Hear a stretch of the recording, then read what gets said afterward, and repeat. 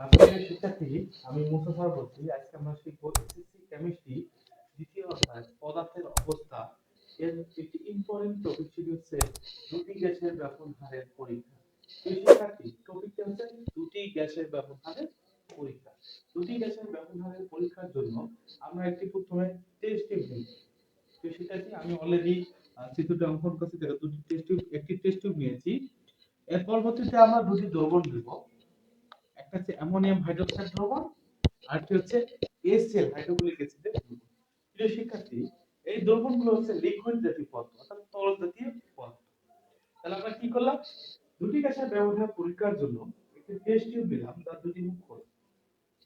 এর পরবর্তীতে দুটি দ্রবণ নিলাম, দেওয়ার পর এবার আমরা কি করব? দুটি তুলা নিয়ে দ্রবণ দুটির মধ্যে চুবিয়ে মুখ দুটি আমি কি করে দেব? বন্ধ করে দেব। মুখ দুটি টেস্টে বন্ধ করে দেওয়ার পরপর ভিতরে সাদা দর উৎপন্ন হবে, কারণ এখানে আছে HCl হাইড্রোক্লোরিক অ্যাসিড এবং হচ্ছে NH3 অ্যামোনিয়া। এটা বিক্রিয়া করে উৎপন্ন করবে শিক্ষার্থী। দেখো এখানে নাইট্রোজেন আছে কয়টা? একটা। হাইড্রোজেন আছে কয়টা? তিনটার একটা চারটা। তাহলে কি হলো? NH4। ক্লোরিন আছে কয়টা? একটা। এটা উৎপন্ন হলো কি? অ্যামোনিয়াম ক্লোরাইড, বা বাণিজ্যিক নাম হলো নিশা। এই নিশা দল উৎপন্ন হওয়ার ফলে এই টেস্ট টিউবের ভিতরে সাদা ধোঁয়া সৃষ্টি হয়েছে।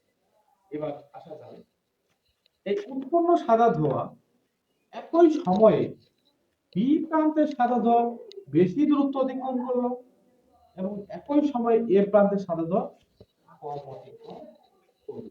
আমরা জানি কারণ আছে, আণবিক ভর যার কম ব্যবহার তার বেশি।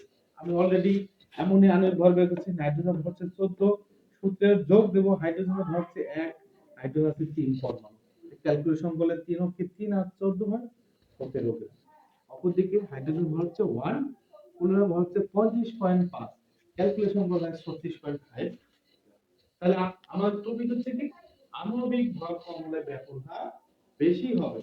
তাহলে দুটি দ্রবণের মধ্যে বি প্রান্তের সাদা ধোঁয়া বেশি দূরত্ব অতিক্রম করছে, ওর আণবিক ভর কম ছিল, কিন্তু অপরদিকে এ প্রান্তের সাদা ধোঁয়া কম দূরত্ব অতিক্রম করছে, একই সময় তাদের আণবিক ভর বেশি ছিল।